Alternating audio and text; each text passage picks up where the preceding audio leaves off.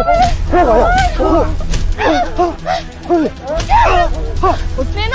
လဲဖမ်းခိုင်းတာလေထိုးမထိုးခိုင်းတာဟောတာငါရဲ့ယောက်ျားငါရဲ့အိမ်ဦးနိုင်你阿娃家你个逼！哦，我心里懂你啊，那里没着没着。你那个阿娃比较蛮年轻对吧？都不明白。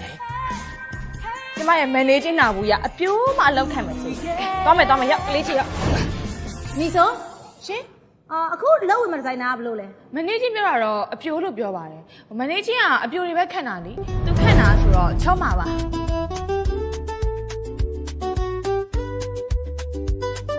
係嘛？邊啊？阿表。ရှင် 阿表啦。ဟုတ်ကဲ့ကိုကအပြိုတွေကိုပဲအလုပ်ခံတာ။အိုတွေဆိုစိတ်ဝင်စား။ရှင်။ခန်းထဲလာပြီးတော့တင်ပြအောင်ပါ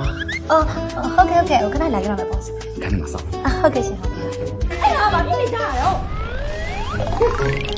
ဟိုမှာဒီလားဒီအောက်ထဲမှာတွေရောပဲအဲ့ဒါတွေမကြိုက်ကြအဲ့ဒီဖုံတွေသေချာရှင်းဘာကိစ္စနဲ့လက်ကောင်နောက်ကြတယ်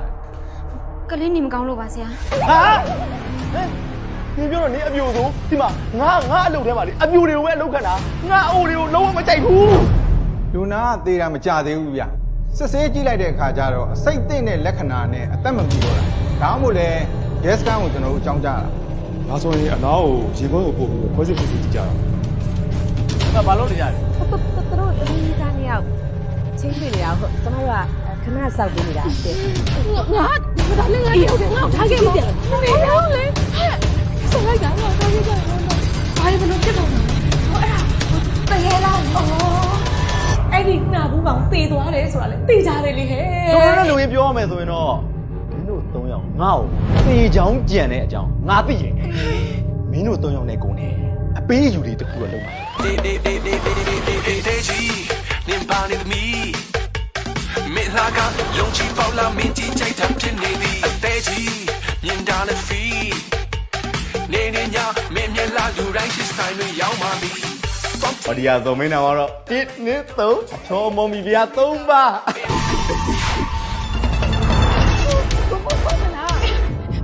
ဲ့ဒါမင်းနေချပါဝိုင်ပေါ့